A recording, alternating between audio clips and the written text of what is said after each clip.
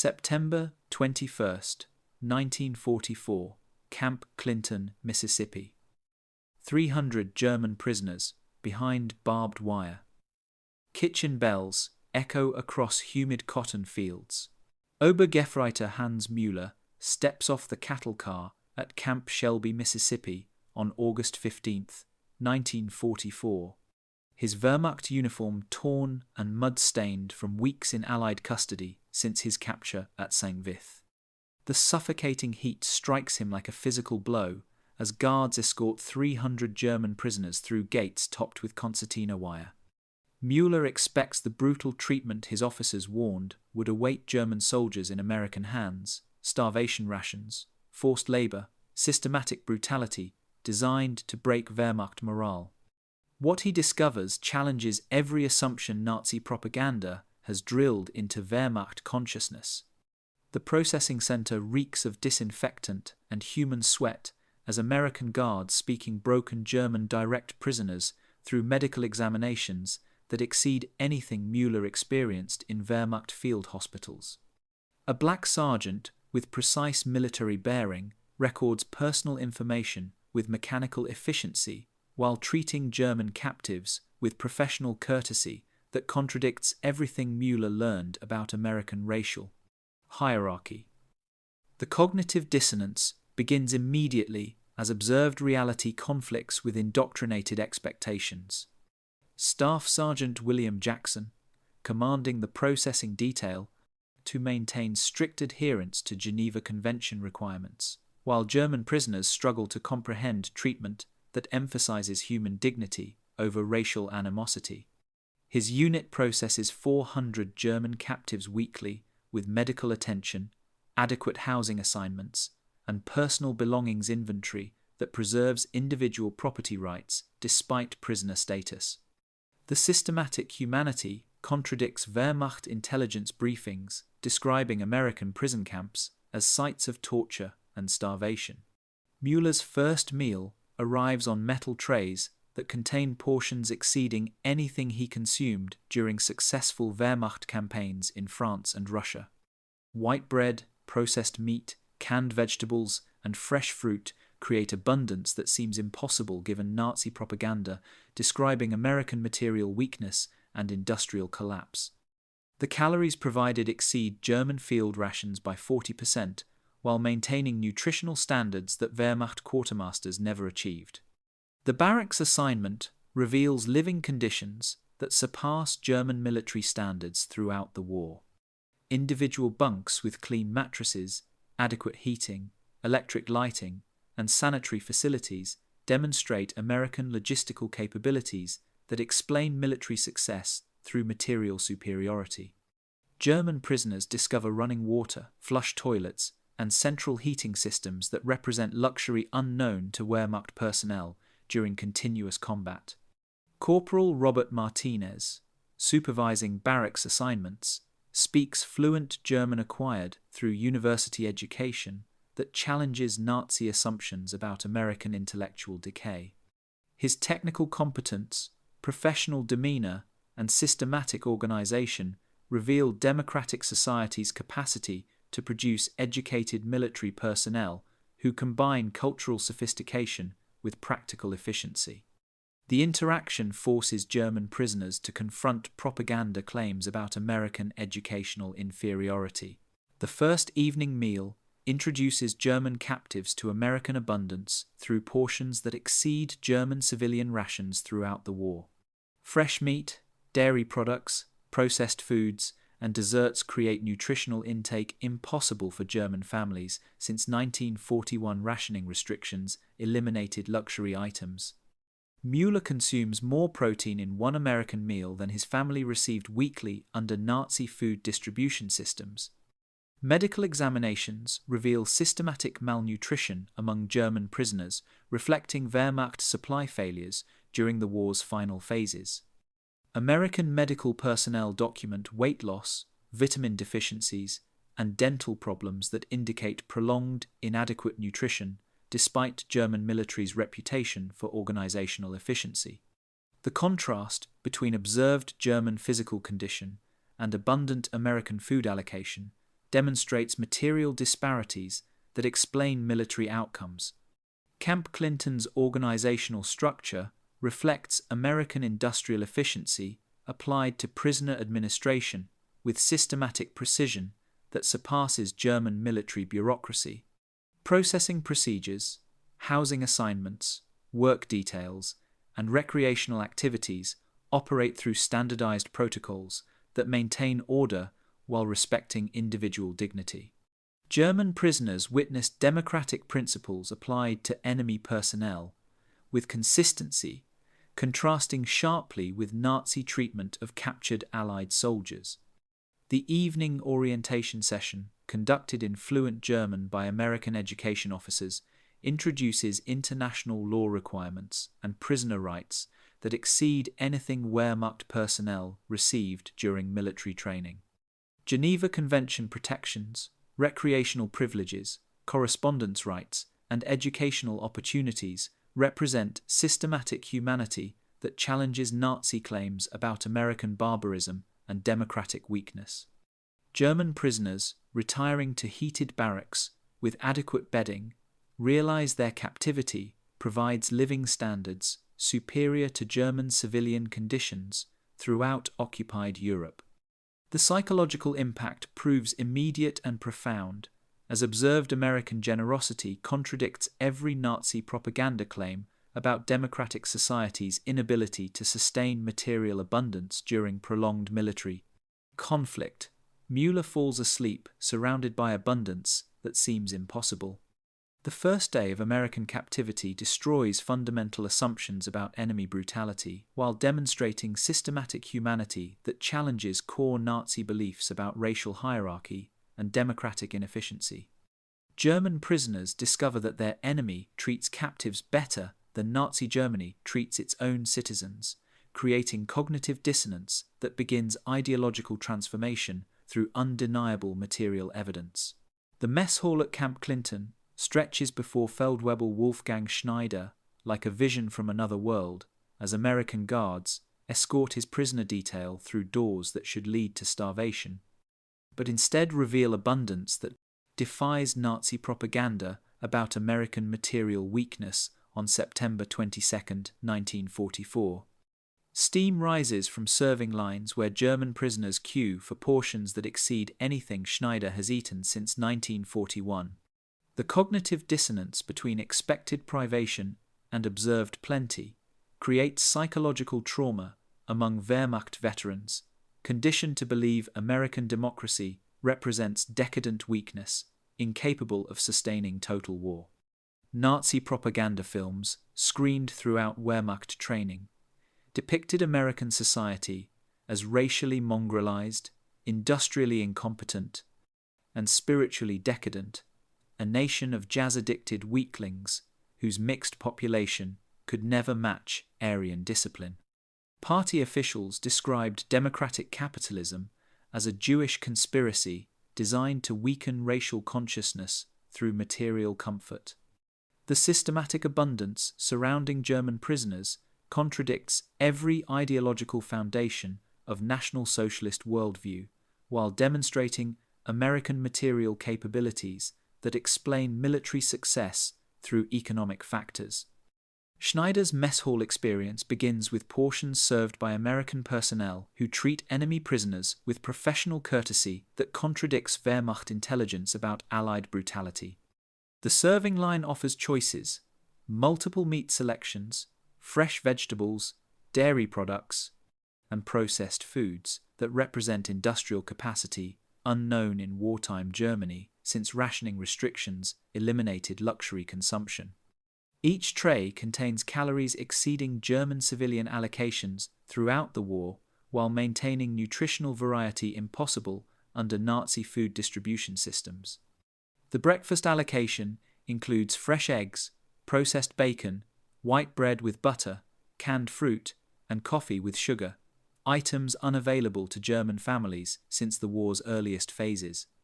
Schneider consumes more animal protein in one American meal than his wife receives monthly under Nazi rationing cards that prioritize military requirements over civilian nutrition. The systematic abundance suggests American agricultural capacity that dwarfs German production, despite Nazi claims about democratic inefficiency. Captain Thomas Morrison, commanding Camp Clinton's food services, maintains caloric standards that exceed Geneva Convention minimums while demonstrating American logistical capabilities through systematic meal planning, accommodating 3,000 prisoners daily. His staff processes 24 tons of fresh food weekly using refrigeration, transportation, and storage systems that represent industrial infrastructure unknown in occupied Europe. The organizational efficiency contradicts Nazi propaganda describing American military incompetence. German prisoners witness American food waste that exceeds their families' weekly allocations as uneaten portions return to kitchens where disposal procedures reflect abundance that seems impossible given Nazi descriptions of material shortages. The psychological impact proves devastating as Wehrmacht veterans realize their enemy possesses surplus food while German civilians survive on turnip soup and ersatz coffee made from acorns. Medical Officer Lieutenant John Patterson documents systematic malnutrition among German prisoners that reflects Wehrmacht supply failures during the war's final campaigns. Weight loss averaging 30 pounds per prisoner, vitamin deficiencies causing dental problems, and digestive disorders from prolonged, inadequate nutrition demonstrate German logistical collapse despite Nazi propaganda claiming organizational superiority. American medical personnel provide nutritional rehabilitation that exceeds German military medical standards. The dining experience introduces German prisoners to American racial integration as black and white personnel work together with professional cooperation that contradicts Nazi racial theories about inevitable conflict between races. African American sergeants supervise German prisoners with authority and competence that challenges Wehrmacht indoctrination about racial hierarchy and American social disintegration. Schneider observes American kitchen efficiency that surpasses German military food preparation despite operating under democratic rather than authoritarian command structures. Mechanized food processing, refrigerated storage, standardized portion control, and systematic waste management demonstrate industrial organization that explains Allied military success through material abundance rather than ideological factors. The contrast between observed efficiency and Nazi propaganda claims creates psychological dissonance. Letters from German families describe starvation conditions that make American prison camps seem like luxury hotels as civilian rations drop below subsistence levels, while prisoners consume fresh meat, dairy products, and processed foods unavailable in Germany since 1941. The moral paradox devastates German prisoners who realize their captivity provides better nutrition than Nazi administration offers its own people. Camp Clinton's food services operate through supply chains that demonstrate American transportation systems extending across continental distances with reliability unknown in German-occupied Europe. Fresh produce arrives from California farms, processed meat from Midwest packing plants, and dairy products from regional suppliers through logistical networks that maintain quality standards impossible under German wartime conditions. Schneider's first week of American captivity destroys fundamental beliefs about enemy material weakness, while demonstrating systematic abundance that contradicts every Nazi propaganda claim about democratic societies' inability to sustain industrial production during prolonged warfare. The psychological transformation begins with recognition that American prisoners receive better treatment than German civilians, creating ideological crisis. The mess hall becomes a laboratory for ideological transformation, as German prisoners confront daily evidence of American material superiority through systematic abundance that cannot be explained by Nazi racial theories. Each meal serves as psychological warfare more effective than Allied broadcasts, as direct experience overwhelms indoctrination through undeniable evidence. The quartermaster depot at Fort Leonard Wood processes 47 tons of fresh meat daily to supply prisoner of war camps across the Missouri District on October 5, 1944, while German captives witness American logistical capabilities that dwarf anything the Wehrmacht achieved at its peak efficiency. Master Sergeant Robert Johnson supervises food distribution that allocates 2,400 calories per prisoner per day, 2b more than German soldiers received in active combat zones. The systematic abundance reflects American industrial capacity applied to prisoner welfare with the same methodical precision that produces Liberty ships and B-24 bombers. The refrigerated warehouse complex stretches across 12 acres of concrete and steel, its interior maintained at 34 degrees Fahrenheit, through electrical systems that consume more power daily than entire German cities receive under wartime rationing. German prisoners working food distribution details observe mechanized processing that transforms raw agricultural products into standardized meal components through assembly line efficiency unknown in European food systems. Conveyor belts, mechanical sorters, and refrigerated transportation create industrial food networks. Sergeant Johnson's daily inventory reveals logistical complexity that surpasses German military supply systems, despite operating under democratic rather than authoritarian command structures. Fresh beef arrives from Texas ranches, pork from Iowa farms, chicken from Arkansas processing plants, and dairy products from Wisconsin cooperatives through transportation networks spanning continental distances with reliability impossible under German wartime conditions. The systematic coordination demonstrates organizational capabilities that contradict Nazi propaganda about democratic chaos. German Obergefreiter Friedrich Weber, assigned to warehouse duties, documents supply chains that reveal American agricultural abundance impossible to explain through Nazi racial theories. Each daily shipment contains more protein than German civilians consume monthly, while maintaining quality standards that exceed Wehrmacht field kitchen capabilities throughout the war. The mechanized efficiency contradicts everything Weber learned about American industrial backwardness and technological inferiority. The meat processing facility introduces German prisoners to American industrial methods that surpass European standards through mechanization, refrigeration, and quality control systems unknown in occupied territories. Automated cutting machines, electric grinders, and systematic packaging create efficiency levels that explain Allied material superiority through technological advancement rather than ideological factors.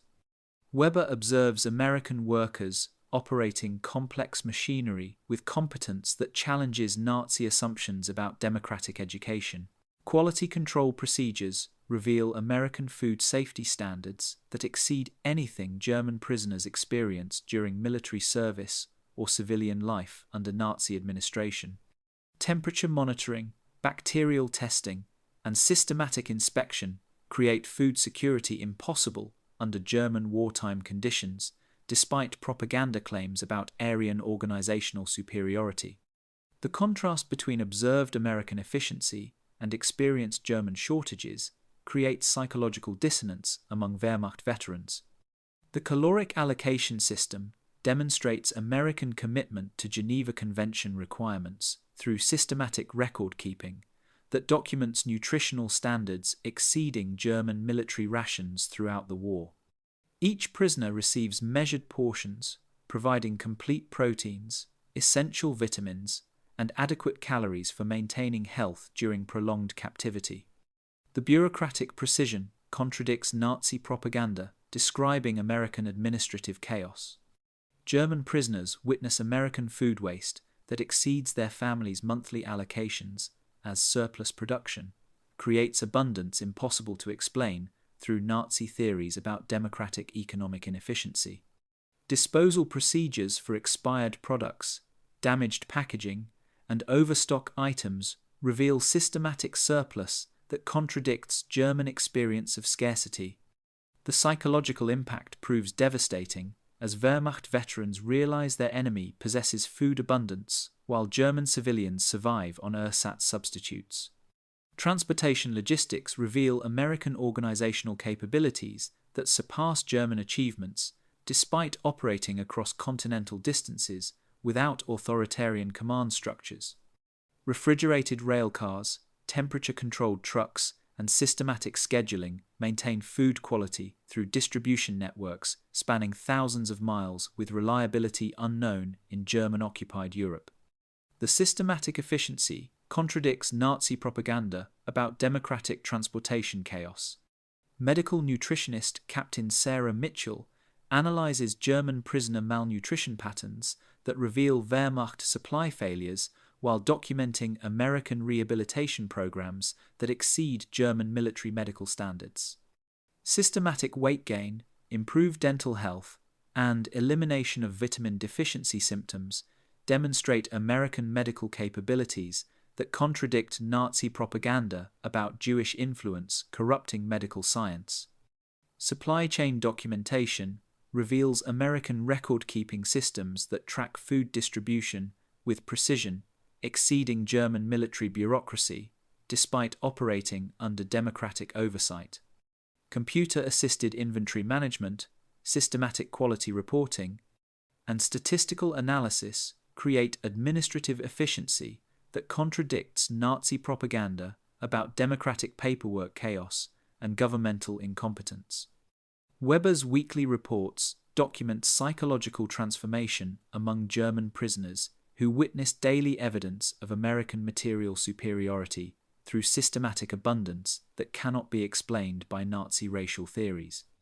The cognitive dissonance created by observed reality versus ideological indoctrination begins ideological conversion that undermines National Socialist worldview through undeniable physical evidence.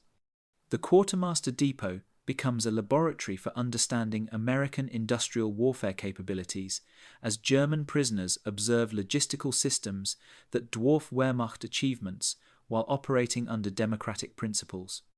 Each ton of processed food represents systematic abundance that challenges fundamental beliefs about enemy material weakness, while demonstrating American capacity to sustain prolonged warfare through industrial efficiency. Letters from home reach Stabsgefreiter Friedrich Weber at Camp Alva, Oklahoma, describing his family's survival on potato peels and turnip soup, while he consumes fresh beef, white bread, and canned fruit that represents luxury unknown in wartime Germany since 1942 on November 3, 1944. The moral paradox devastates German prisoners, who realize their captivity provides better nutrition than their families receive under Nazi administration. Weber's mother writes of children fainting from hunger while he gains 15 pounds, eating American rations that surpass anything served in Wehrmacht field kitchens. The censorship office at Camp Alva processes 300 letters weekly from German families describing conditions that transform American prison camps into symbols of abundance rather than punishment.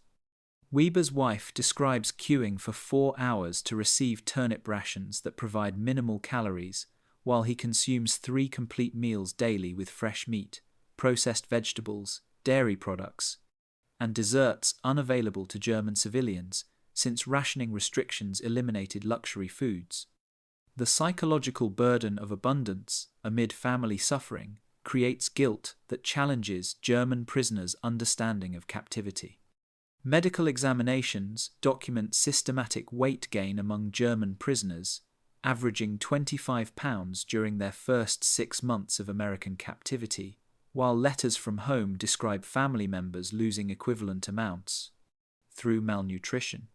Camp physician Captain James Morrison records improved dental health, elimination of vitamin deficiencies, and restoration of muscle mass among prisoners who arrived malnourished from Wehrmacht supply failures.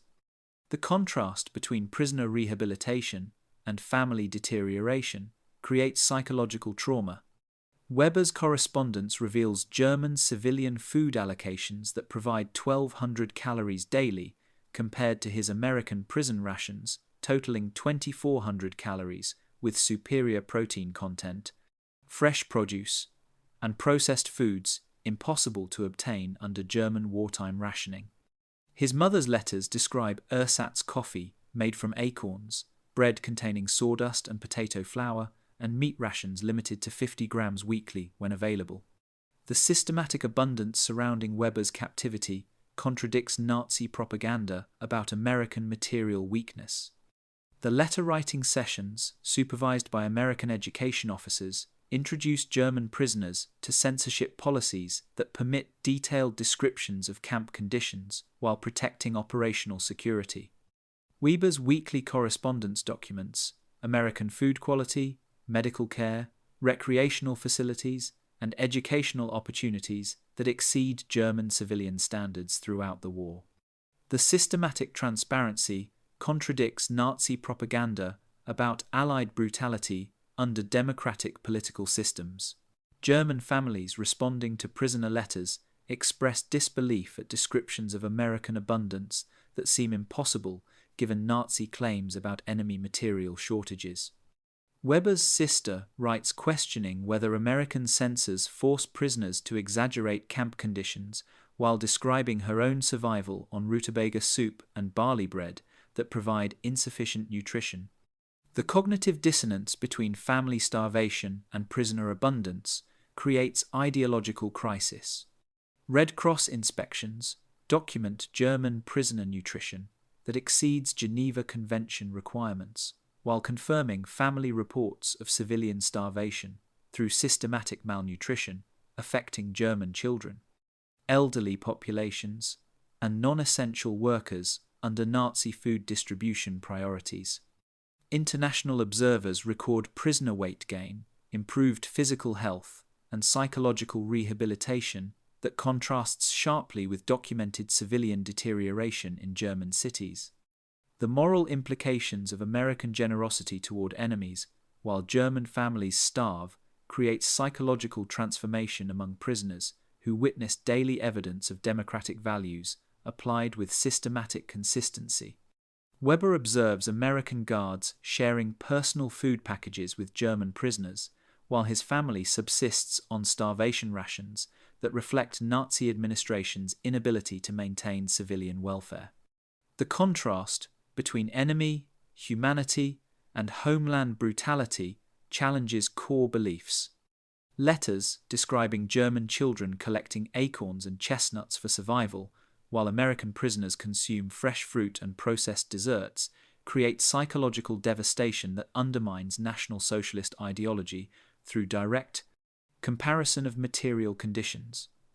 Weber's nephew writes of classmates collapsing from hunger during school sessions while he attends educational programs with adequate nutrition, supporting cognitive function. American camp administrators document psychological effects of correspondence, revealing German civilian conditions through prisoner reports of guilt, depression, and ideological confusion affecting Wehrmacht veterans who expected brutal treatment but experienced systematic generosity. Weber's weekly letters home attempt to share American food packages through descriptions that provide hope while revealing the moral paradox of captivity.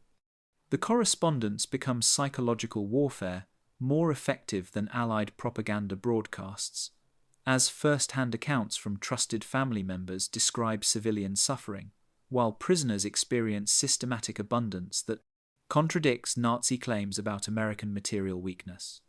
Weber's transformation from confident Nazi supporter to ideological questioner begins with recognition that his enemy treats German prisoners better than Nazi Germany treats German families.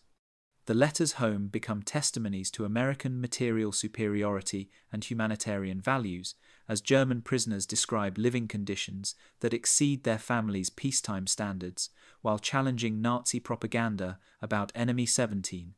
Brutality through systematic documentation of observed reality that cannot be explained through racial theories, but requires recognition of American organizational efficiency.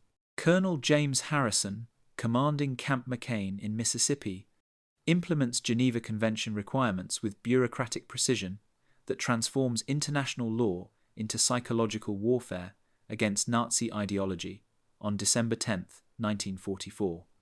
Every calorie allocated, every medical treatment provided, every recreational activity permitted serves dual purposes. Legal compliance and systematic demonstration of American values versus Nazi brutality applied to enemy personnel with methodical consistency that challenges German assumptions about democratic weakness.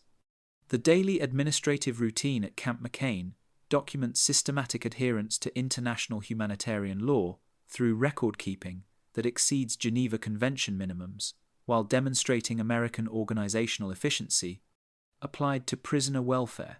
Colonel Harrison's staff maintains detailed logs documenting prisoner nutrition, medical care, recreational privileges, educational opportunities, and correspondence rights that create legal compliance exceeding German treatment of Allied prisoners throughout the war.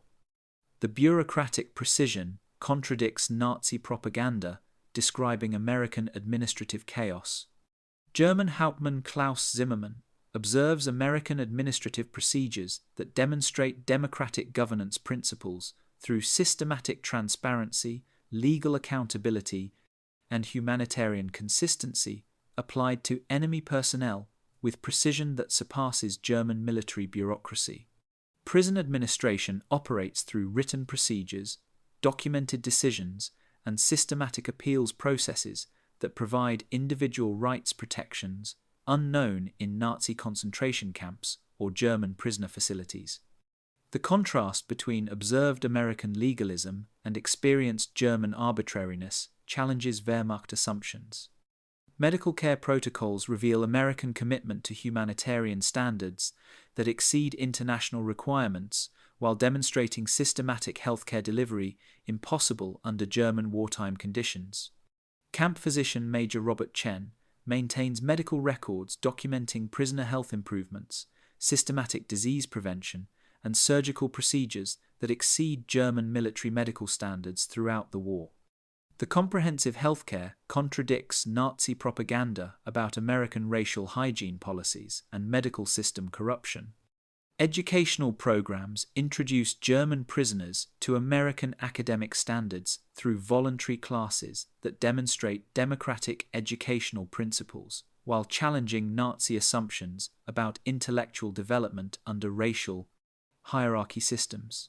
Professor William Thompson, formerly of Columbia University, conducts history seminars that present factual analysis of German aggression, Nazi war crimes, and democratic resistance movements with scholarly objectivity that contradicts German propaganda about Allied brutality.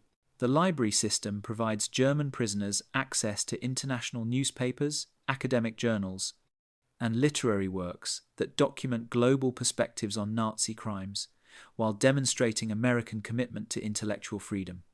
Zimmermann reads uncensored reports describing concentration camps, mass executions, and systematic genocide that Nazi propaganda concealed from German military personnel through information control. The documentary evidence challenges fundamental beliefs about German military honor and National Socialist values. Recreational facilities demonstrate American commitment to prisoner welfare through systematic provision of sports equipment, musical instruments, theatrical supplies, and craft materials that exceed Geneva Convention requirements, while creating psychological rehabilitation opportunities.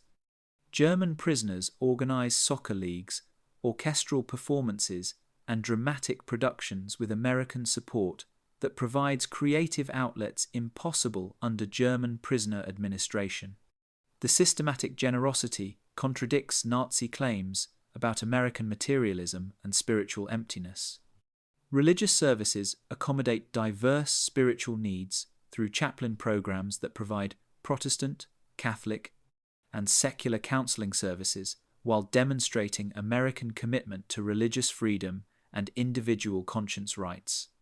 Chaplain Captain Michael O'Brien conducts voluntary worship services that address moral questions raised by Nazi crimes while providing psychological support for ideological transformation among German prisoners, questioning national cartes. Socialist teachings. Food service procedures implement systematic nutrition standards that document caloric intake, vitamin content, and meal variety, exceeding German civilian rations throughout the war, while demonstrating American agricultural abundance and distribution efficiency. Kitchen staff maintain detailed menus, portion controls, and dietary accommodations that provide individual nutrition needs through systematic meal planning impossible under German wartime conditions. Legal procedures provide German prisoners access to complaint mechanisms, appeals processes, and advocacy services that demonstrate American commitment to due process and individual rights protection, even for enemy personnel. Prison legal officer Lieutenant Sarah Martinez processes prisoner grievances through systematic investigation, documented resolution, and appeals procedures that provide legal protections unknown in German prisoner facilities. International Red Cross inspections document American compliance with humanitarian standards that exceed Geneva Convention requirements, while demonstrating systematic transparency and legal accountability unknown in German prisoner. Administration.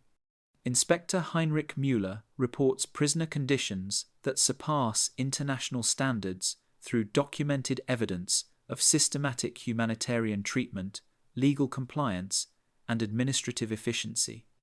Zimmermann's weekly reports document psychological transformation among German prisoners who witnessed daily demonstrations of democratic values applied with systematic consistency that challenges Nazi assumptions about authoritarian superiority.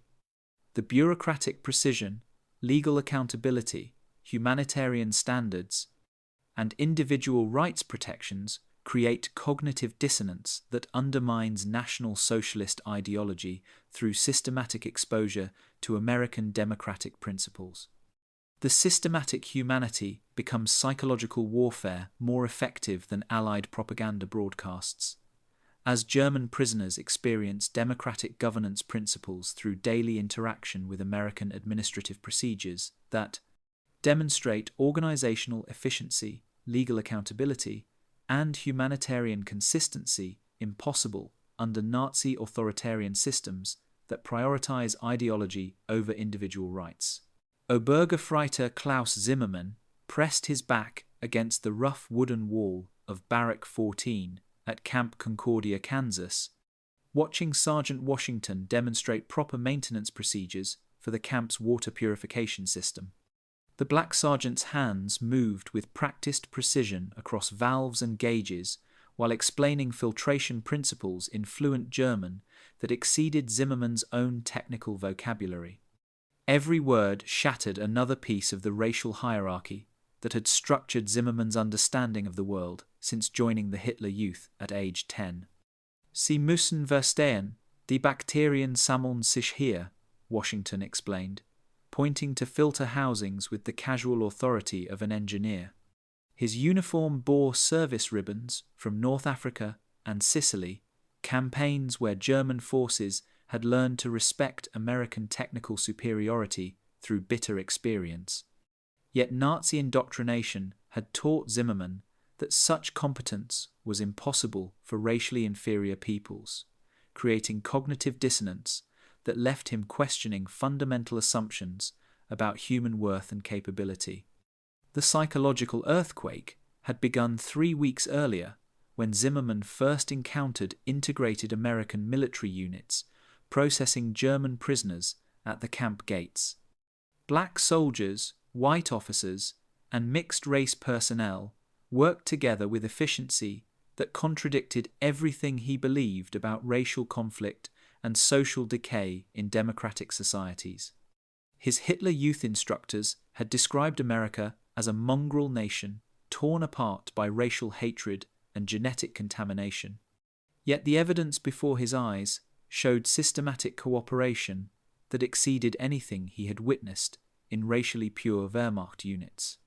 Staff Sergeant Rodriguez, whose Mexican heritage would have classified him as subhuman under Nuremberg laws, supervised the camp library where German prisoners accessed books in multiple languages, including works by German philosophers, banned under Nazi censorship. The intellectual sophistication of American military personnel from diverse backgrounds challenged core Nazi assumptions about racial intelligence and cultural superiority. Zimmermann discovered that his guards often possessed university educations, while he had left school at 14 to join military service, reversing expected hierarchies of knowledge and refinement. The evening discussions in Barrack 14 revealed similar transformations among his fellow prisoners.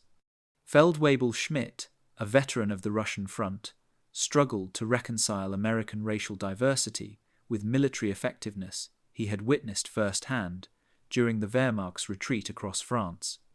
"These Negro soldiers fight better than half our divisions," he whispered during late-night conversations that would have meant death sentences under Nazi racial laws. How do we explain this to ourselves? Private Williams, the young black soldier who delivered mail to the German quarters, spoke 3 languages and discussed European history with knowledge that surpassed most Wehrmacht officers. His casual references to Shakespeare, Goethe, and Voltaire demolished Nazi claims about racial intellectual capacity, while his patient explanations of American democratic principles introduced concepts of human equality that contradicted everything German prisoners had learned about: natural hierarchy and racial destiny. The transformation accelerated through daily interactions that humanized people Nazi ideology had classified as Untermenschen. Zimmermann worked alongside Japanese American guards, whose families faced internment while they served their country with loyalty that shamed his own conditional devotion to the Reich.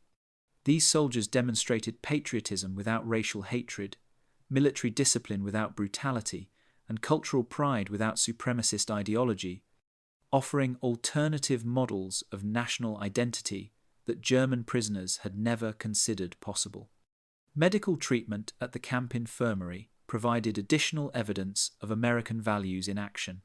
Dr. Thompson, an African-American physician, treated German prisoners with the same professional care he provided to American personnel, applying medical knowledge that exceeded anything available to Wehrmacht soldiers during active campaigns. His gentle manner and clinical competence while treating former enemies demonstrated principles of universal human dignity that Nazi medicine had systematically rejected through its racial hierarchies and eugenic programs. The psychological impact extended beyond individual interactions to systematic observations of American society's complexity and functionality. German prisoners witnessed a diverse democracy that channeled racial and ethnic differences into productive cooperation rather than destructive conflict. This evidence contradicted Nazi predictions of American collapse through racial degeneration, while demonstrating alternative approaches to national unity that did not require hatred of others or claims of genetic superiority. By November 1944, Zimmermann's worldview had undergone fundamental reconstruction through accumulated evidence that rendered Nazi racial theory intellectually untenable. The daily proof of human equality and democratic effectiveness created psychological foundations for post-war transformation that would influence his political development for decades. The cognitive dissonance of captivity had evolved into intellectual liberation from ideological constraints that had limited his understanding of human potential and social possibility. The quiet revolution in Barrack 14 reflected broader transformations occurring throughout American prisoner of war camps as direct experience systematically demolished Nazi propaganda through undeniable evidence of democratic values. In action. The prisoner work program at Camp Ruston, Louisiana, exposes German captives to American agricultural and industrial methods that demonstrate economic principles Nazi ideology cannot explain or counter. Gefreiter Heinrich Müller operates farm machinery superior to anything he used in Bavaria while earning wages that would be impossible under German wartime economy. The systematic abundance surrounding prisoner labor reveals American productive capacity that explains military success through economic superiority rather than racial or ideological factors. Mueller guides the massive John Deere combine harvester through endless rows of soybeans under the October Louisiana sun, marveling at machinery that represents technological advancement beyond anything he witnessed during Germany's supposed industrial supremacy. The harvester processes more grain in one morning than his family's Bavarian farm produced in entire seasons, demonstrating American agricultural efficiency that contradicts Nazi claims about decadent democratic weakness. Every mechanical innovation reveals industrial capabilities that dwarf German manufacturing, even during the Reich's peak wartime production. The wage system governing prisoner labor introduces Müller to economic concepts that Nazi ideology had systematically suppressed or distorted. American military regulations require payment of 80 cents daily for agricultural work, wages that exceed what German factory workers earned before the war began. These payments, deposited in prisoner accounts managed by camp administrators, demonstrate systematic respect for labor value that contrasts sharply with Nazi exploitation of foreign workers and concentration camp slavery. Müller accumulates savings impossible under German economic conditions while performing work that feels more like voluntary employment than forced prison labor. Camp Rusten's agricultural operations function as inadvertent economic education for German prisoners who witness American farming methods that explain wartime food abundance they had attributed to temporary luck or Allied propaganda. Exaggeration. The mechanization extends beyond individual machines to systematic approaches that maximize productivity through scientific management principles. Crop rotation schedules, soil testing procedures, fertilizer applications, and pest control methods reflect agricultural science that German farmers never experienced, despite Nazi claims about superior Aryan knowledge and racial connection to the land. Transportation infrastructure supporting the camp's agricultural program demonstrates American logistical capabilities that prisoners recognize as fundamental to military success they had attributed to numerical superiority or strategic luck. Railroad networks efficiently move agricultural products to processing facilities, while truck convoys maintain supply lines that function with clockwork precision. Mueller observes supply chain management that explains how American forces maintained equipment and provisions across global theaters, while German forces struggled with shortages that Nazi propaganda blamed on enemy sabotage rather than systemic inefficiency. The industrial workshops within Camp Ruston expose German prisoners to manufacturing techniques that reveal American productive advantages extending far beyond raw material abundance. Precision tooling, quality control procedures, and systematic maintenance protocols demonstrate organizational efficiency that prisoners recognize from successful American military equipment they encountered in combat. Mueller works alongside American technicians whose casual expertise exceeds German industrial specialists while discussing manufacturing principles that Nazi ideology had dismissed as products of Jewish intellectualism rather than practical engineering knowledge. Wage payments create psychological transformation as German prisoners experience economic dignity impossible under Nazi wartime policies that had reduced workers to expendable resources serving state ideology. Mueller's accumulated earnings represent personal economic agency that Nazi collectivism had systematically destroyed through subordination of individual welfare to racial destiny and national greatness. The American system demonstrates that productive labor could generate personal prosperity rather than merely serve ideological abstractions, introducing concepts of economic freedom that German prisoners had never experienced under authoritarian control. Letters home describing work conditions and wage payments create additional propaganda problems for Nazi authorities who struggle to explain how enemy treatment of German prisoners exceeds German treatment of German citizens. Mueller writes carefully coded descriptions of American agricultural abundance and industrial efficiency that contradict official claims about democratic weakness and racial degeneracy. These communications reach families experiencing rationing, forced labor, and economic desperation, while Mueller accumulates savings and witnesses prosperity that reveals the true economic foundations of American military success. The educational aspects of prisoner labor programs extend beyond technical training to systematic exposure to American economic principles that Nazi ideology cannot accommodate or explain. German prisoners witness free market efficiency, technological innovation, and productive abundance that democratic systems generate through voluntary cooperation rather than racial compulsion. Mueller's transformation from Nazi believer to democratic sympathizer occurs through direct experience of economic systems that reward individual contribution while generating collective prosperity impossible under authoritarian control. By winter 1944, Mueller and his fellow prisoners recognize that American economic superiority explains military victory through systematic advantages that Nazi racial theory cannot address, while offering glimpses of post-war possibilities that transcend ideological limitations.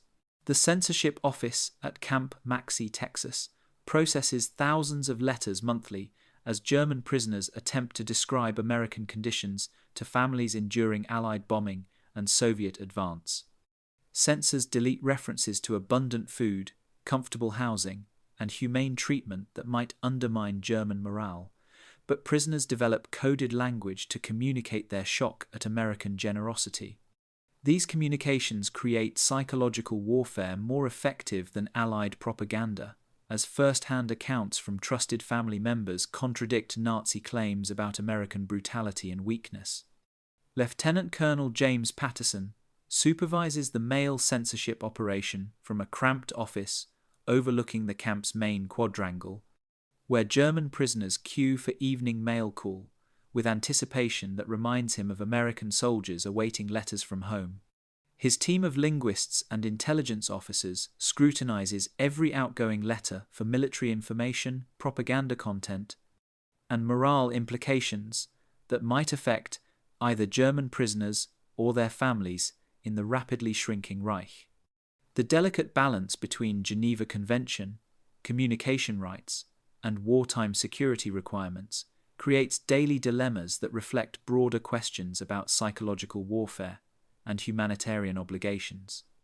Obergefreiter Wilhelm Krantz crafts his weekly letter to his wife in Düsseldorf with careful attention to censorship guidelines that prohibit direct descriptions of camp conditions while permitting personal news and family concerns. The American Guards remind me of our teachers from before the Troubles began, he writes, knowing his wife will understand this coded reference to pre-Nazi Germany when democratic values still influenced German society. They treat us with the same patience you remember from those better days. Such indirect communications allow prisoners to convey fundamental information about their treatment while avoiding censorship that would block more explicit descriptions. The psychological impact on German families receiving these coded messages proves more devastating to Nazi morale than direct Allied propaganda broadcasts that German civilians dismiss as enemy lies designed to weaken resistance. When trusted husbands, fathers, and sons communicate positive experiences through family letters, the credibility exceeds any external propaganda source. Frau Krantz shares her husband's letters with neighbors whose own family members serve on the Eastern Front, creating whispered discussions about American treatment of prisoners that contradict official Nazi warnings about Allied brutality and racial hatred. American intelligence officers analyze intercepted German mail for insights into prisoner psychology and homeland morale while discovering unexpected propaganda advantages in humane treatment policies. Major Robert Thompson coordinates with censorship teams to identify themes and patterns in prisoner communications that reveal systematic contradictions between Nazi ideology and American reality. The letters describe abundance, fairness, and respect that challenge fundamental Nazi assumptions about democratic weakness and racial degeneracy, creating cognitive dissonance that extends far beyond individual prisoner experiences to affect entire German communities. Feldwebel Hans Richter develops increasingly sophisticated methods for communicating camp conditions through references to shared family memories and cultural touchstones that censors cannot easily identify or prohibit. "Remember how we celebrated harvest festivals before the war," he writes to his brother in Bavaria, "when the tables overflowed with food and everyone received equal portions regardless of position." His brother understands this comparison between American prisoner rations and pre-war German abundance, while recognizing implicit criticism of current rationing policies that favor party officials over ordinary citizens. The censorship process itself becomes educational for American personnel, who witness systematic breakdown of Nazi indoctrination through prisoner communications that evolve from initial hostility and suspicion toward growing appreciation and political transformation. Censors observe linguistic changes in German letters as prisoners gradually abandon Nazi terminology and ideological references in favor of humanistic language that reflects democratic values they experience daily. These transformations suggest long-term implications for post-war German reconstruction and denazification programs that might build upon foundation created through humane prisoner treatment. Family responses to prisoner letters create additional intelligence opportunities, as German relatives describe deteriorating conditions, military defeats, and civilian suffering, that contrast sharply with prisoner experiences in American camps. These communications reveal the true extent of German collapse, while demonstrating how Nazi policies have failed even loyal German families who trusted regime promises about victory and prosperity. The contrast between prisoner welfare and family hardship accelerates psychological transformation among German captives who recognize their captivity provides better living conditions than their families enjoy under Nazi administration. British and Soviet representatives studying American prisoner mail policies express amazement at psychological warfare, effectiveness achieved through adherence to international law rather than brutal retaliation. By spring 1945, German prisoner letters home describe American democratic values with enthusiasm that alarms Nazi censors who struggle to prevent family communications while maintaining communication rights required by international agreements. Hauptgefreiter Otto Wagner, veteran of Stalingrad and Normandy, confronts the collapse of his National Socialist worldview as months in American captivity to demonstrate systematic contradictions to Nazi ideology that cannot be explained or rationalized. The abundance, efficiency, and humanity he experiences daily at Camp Polk, Louisiana, reveals American society's strength rather than weakness, democratic values' effectiveness rather than failure, and racial diversity's advantages rather than degeneracy. This ideological transformation occurs across prisoner populations as direct experience overwhelms propaganda indoctrination through undeniable material evidence. Wagner sits in the camp library on a humid September evening in 1944, staring at books by German authors banned under Nazi censorship while struggling to reconcile the intellectual freedom surrounding him with 12 years of indoctrination about democratic decadence and cultural corruption. The library contains works by Heinrich Heine, Thomas Mann, and Albert Einstein, alongside American authors whose writings demonstrate cultural sophistication that contradicts Nazi claims about materialist barbarism and spiritual emptiness. Every book challenges fundamental assumptions about racial superiority and cultural hierarchy that had structured his understanding of civilization since adolescence. The systematic breakdown begins with small observations that accumulate into devastating contradictions of core Nazi beliefs.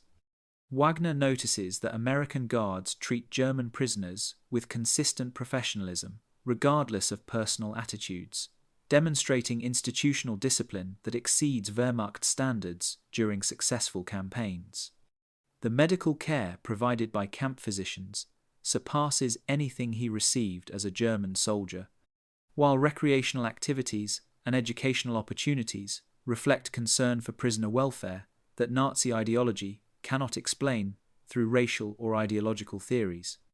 Educational programs offered voluntarily to German prisoners introduce Wagner to democratic principles and American history that reveal alternative approaches to national organization and individual rights. The classes, conducted by American officers with university training, demonstrate intellectual depth and cultural knowledge that contradicts Nazi characterizations of democratic leadership as corrupt and incompetent. Wagner learns about constitutional government, separation of powers, and individual liberties that offer systematic alternatives to authoritarian control, while producing material prosperity and social stability that Nazi Germany never achieved.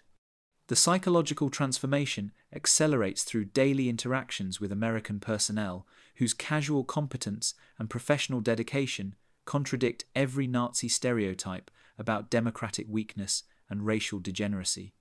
Wagner works alongside camp administrators, whose organizational efficiency exceeds anything he witnessed in German military bureaucracy, while observing supply systems that function with reliability impossible under Nazi economic management. These experiences force recognition that American success stems from systematic advantages rather than temporary luck or numerical superiority. Conversations with fellow prisoners reveal similar ideological crises as Wehrmacht veterans struggle to maintain Nazi beliefs while confronting undeniable evidence of American superiority in every measurable category. Former SS officers acknowledge privately that American racial diversity produces military effectiveness that pure Aryan units never achieved, while regular army soldiers recognize that democratic motivation generates fighting spirit superior to Nazi compulsion. These admissions, whispered during evening discussions in barracks that echo with suppressed doubts, represent fundamental challenges to racial ideology that structured their previous worldview. The transformation extends beyond political ideology to personal values, as German prisoners experience individual dignity and respect impossible under Nazi collectivism that subordinated personal worth to racial destiny and state. Ideology. Wagner discovers that American democracy values individual contribution while generating collective prosperity, reversing Nazi assumptions about the relationship between personal freedom and social strength. The systematic respect for human rights that governs camp operations demonstrates practical applications of democratic principles that produce better results than authoritarian alternatives. Letters from home describing continued rationing, bombing casualties, and military defeats contrast sharply with Wagner's improving physical condition and psychological stability in American captivity. His family writes of children evacuated to rural areas, while he attends evening lectures on American government and participates in recreational activities that would be impossible for German civilians under wartime restrictions. The moral paradox of receiving better treatment as an enemy prisoner than his family enjoys as loyal German citizens completes the destruction of his faith in Nazi leadership and ideology. By winter 1944, Wagner's political transformation reflects broader changes occurring throughout American prisoner populations, as systematic exposure to democratic values and material abundance renders Nazi ideology intellectually and emotionally untenable. The combination of humane treatment, educational opportunities, and daily demonstrations of American superiority creates psychological foundations for post-war democratic reconstruction that will influence German political development for decades.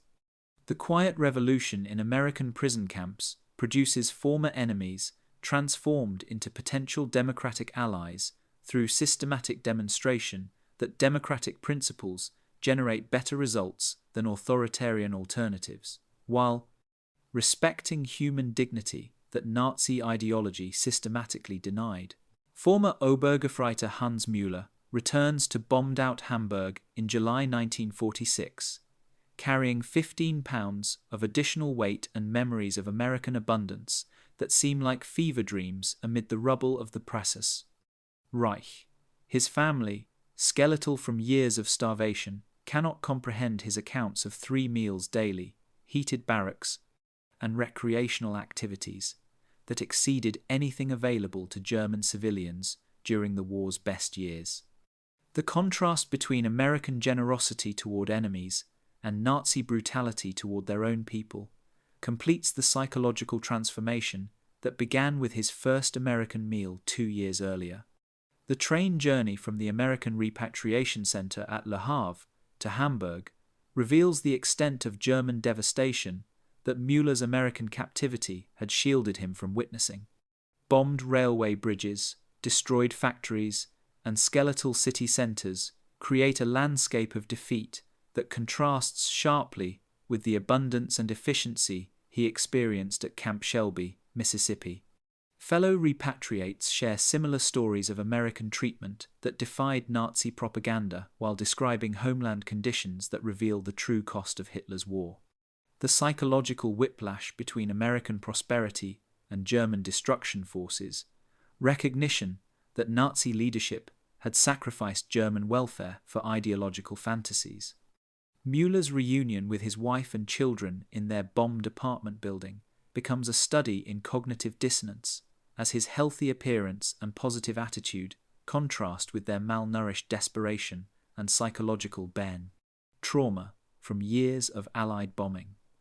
His attempts to describe American camp conditions meet disbelief from family members who survived on turnip soup and potato peels, while he gained weight eating beef, fresh vegetables, and white bread that represented luxury impossible under Nazi administration.